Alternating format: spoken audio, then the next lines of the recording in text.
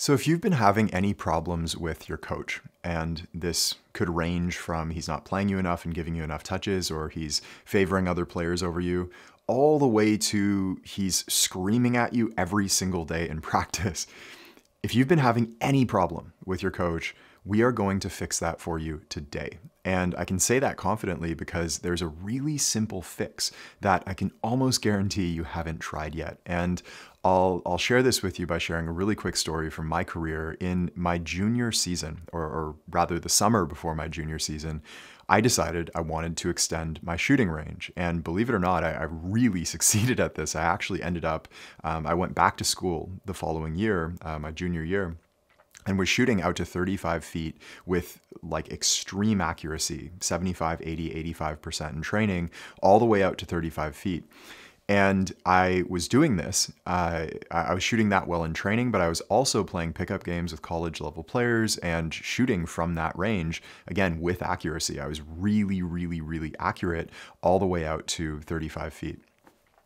So I go into school planning to like show my coach this new trick that I have, and understand back then threes in general weren't shot nearly as much as they are now. Steph Curry and Damian Lillard and those guys like hadn't started, I don't even know if they were in the NBA at that point, but they certainly hadn't started like revolutionizing the 3-point shot the way it is today. And so this was kind of unheard of to shoot from this range in games. It was like nobody did this. So I wanted to show off to my coach, and I went into open gym and I start like nailing shot after shot after shot from just inside, not just inside half, like maybe 10 feet inside half or whatever. And I'm hitting shot after shot. I'm not missing. And my coach is watching from the sidelines, and he comes over. He's like, "That's really impressive. Like, when did you develop that?" And I said, I've been shooting X number of shots per day this summer, 1,000 shots or whatever it was. And he was like, "Wow, that's really cool. Just so you know, I could never let you shoot those in games." And I was like, no, I can make them. Like, I've been playing games with at the college, like, multiple times per week against college defenders. I've been hitting these shots. I can make them. I won't miss. And he just says, yeah, no, I get it. I believe you, but I can't let you shoot them. And I'm thinking, wait, what do you mean? Like, if we have a weapon out to 35 feet, this is going to extend the defense. It's going to open the floor. We have all these like incredible mid-range big men. We have so many more options if we can extend our offense out to 35 feet and actually have like a weapon out there. And so this clearly would make our offense better, right? And he goes, yeah, but like I can't let you shoot them. And this just mystified me. I never understood it until later on in my career. And essentially, what my coach was afraid of is looking as others looking at him as though he had lost control of one of his players. If he is allowing one of his players to shoot from like unheard of range, then he's clearly lost control of his players, and he would, have other coaches maybe not teasing him, but questioning him, and he would look as though he's not in control. And what I came to realize through this experience and others like it is essentially that coaches are just as insecure as the players. In many cases, much more insecure because, coaches have so much pressure on them to manage all of the players on the team, all of the personalities on the team. If the team loses, everybody's looking straight at the coach. The players, it's kind of balanced, right? It's not any one player's fault, but the coach is at the top of the hierarchy. And so that's the person that everybody looks to when there's a big failure. And so coaches, in particular at the lower levels, like JV, high school, even lower level college coaches, many of them, like, let's just face it, okay? They have no idea what they're doing. Okay, I'm just going to say that as bluntly as possible. Yes, there are good coaches, but many of them, I would say the majority, have no idea what they're doing. And so we need to, first of all, understand this, okay? They are in a position where they're usually not very experienced, or they're not, their full job is not basketball. Usually they're like also gym teachers or math teachers or so on and so forth. And they're just a teacher who happened to like be the one to volunteer to coach basketball. So let's get that clear up front. These are not authorities in the basketball world. Number two, they have these insecurities because they're leading a group of people that in many cases they're in contention with. Like every player wants more playing time, every player wants more touches, every player wants to be the man, and the coach is having to deal with all of this pressure from the players, the parents, the fans, other people orbiting the team in various different ways. And so your coach has more pressure on him than you realize, and also more insecurity than you realize. And the trick to dissolving whatever problem you're having with your coach actually is to have compassion for the situation that they are in. And I'll explain what I mean by that. But this is really profound. And we had a professional player come through Deep Game and explain some problems that he was having. And so I'll tell you that story really quickly now. This player is very, very talented, played, I believe, in Spain, is now playing in Sweden at the professional level. And so these are where coaches are quite good. And yet he was saying that my coach is like screaming at me every single day in practice. And it makes no sense because he was playing really well. There was no reason that his coach should be screaming at him. And yet he was still screaming at him every single day. And this player said, it bothered me before I went through Deep Game, and it's not really bothering me now. Like he's not getting under my skin anymore because of the training, but I still want him to respect me. I want him to treat me like a human being, and everybody deserves that. And yet his coach was just yelling at him. And so I gave him the same piece of advice. Number one, understand that your coach is under an incredible amount of pressure. He's likely very insecure, okay? Very, very insecure about his position on the team. And once again, there's like a little child in there that's unsure of himself, that doesn't know what the right move to make is, that is kind of groping in the dark and hoping for the best. And this is true of all coaches. They're under an incredible amount of pressure. And so understanding the situation that they're in and understanding that they are just as insecure as the players who, want more playing time, who want more touches, who want to have more success, who want to be like the man on the team. The coach, in the same way, wants that same respect from all of his players. And so you only want the respect from one person. This coach wants respect from everybody. And in most cases, he's probably not getting it. So I said to this player, first things first, understand the situation that they're in and feel for it. Okay? Literally just feel for it. Stop thinking about your own agenda and just feel for this coach. Oh yeah, this is a human being who's overwhelmed, who's under a lot of pressure, who's very insecure. Oh, okay. Yeah, we all feel that way from time to time. And so it makes sense that he's kind of blowing up in practice, he's under a lot of stress. So first, feel that way, okay?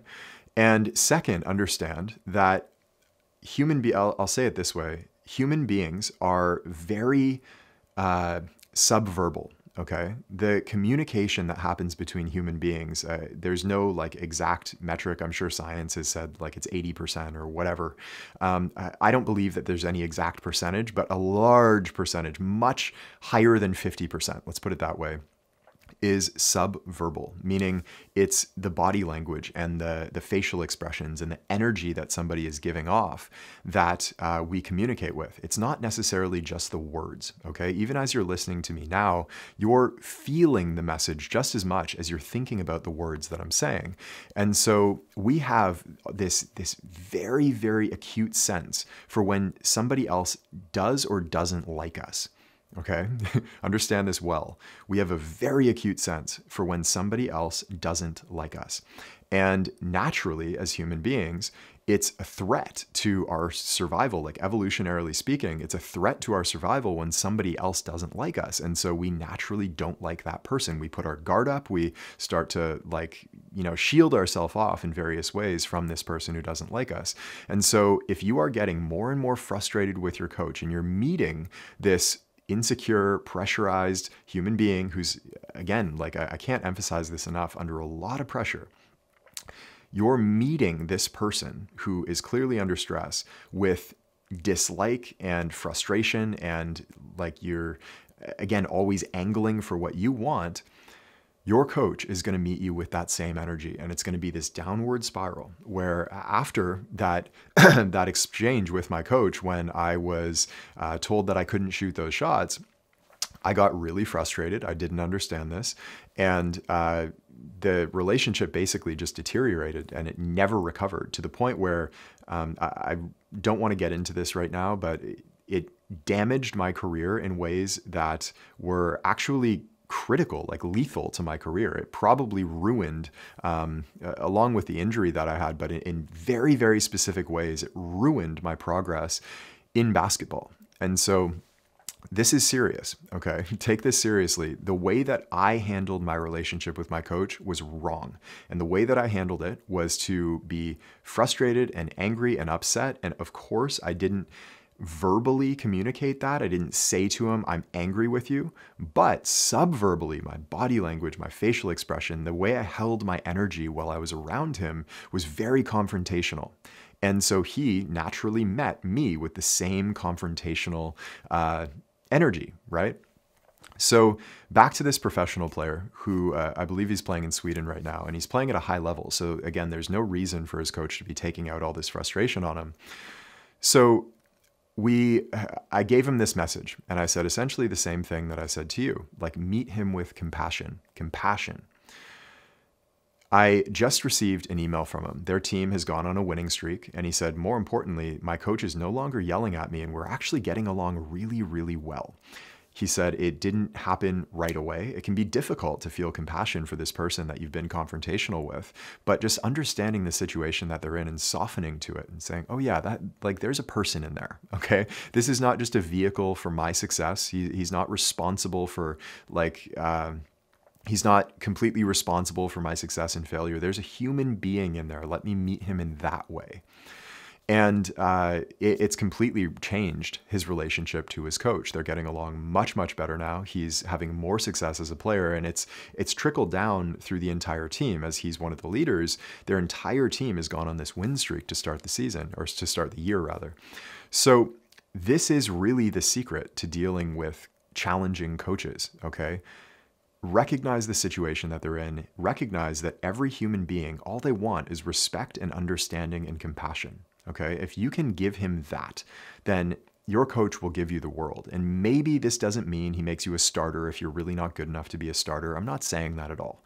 But I'm saying that he will acknowledge your entire skill set much, much more and give you much more opportunity, whereas normally he wouldn't give you that opportunity if you can meet him on a human-to-human level with compassion, and to really find a way to see through the confrontational exterior that your coach may have, see through that into the human being in there, that like, really, it's like there's a little boy trapped in there who's unsure of himself, who's insecure, and meet that person, okay? Because we all have those insecurities. We all have those challenges internally, and your coach is going through them to the same degree or greater, actually, because they're dealing with a lot as you are, okay? So meet your coach with compassion, and I promise you it will dissolve so many problems that you are having. And remember, we don't like people who don't like us. So find a way to like your coach, And this doesn't mean, I'll leave you with another piece of advice here. This is important. This doesn't mean that you have a sit-down talk with him. This is what I don't recommend. You say to him, I need to talk to you. Hey, I've been noticing that we're having this conflict, and like, we should figure this out, and I want to like have a good relationship with you. It just puts more pressure on your coach. You don't need to do that. Simply, you don't actually have to say anything. Simply feel that compassion. And I promise you, again, that subverbal communication is happening at all times. And your coach is hyper aware, because they're under so much pressure. They're hyper aware of the way that all the players feel about them. And so simply feeling it is enough, actually, in most cases. And you'll find that it will literally, the internal feeling will change the external situation so quickly. And it will blow your mind how dramatically this can revolutionize your career. And if you approach every single coach that you ever play for in your career in this way, it will be so much smoother and so much easier. An opportunity will come to you rather than you having to fight for it and force yourself into these opportunities. They'll be granted to you, and willingly, coaches will want to grant you these opportunities. So I'll leave you with one final word, and I'd like to bring up law number 8 of the deep game, which is the law of transcendence. Okay, and the law of transcendence states that basketball is not life; it is a teacher of life. And these situations, dealing with difficult coaches and navigating these situations with compassion and feeling for them on a human to human level, even though you're under pressure, being able to manufacture that compassion under pressure for somebody that you've been in conflict with is one of those life lessons that basketball is trying to teach you. It's trying to teach you.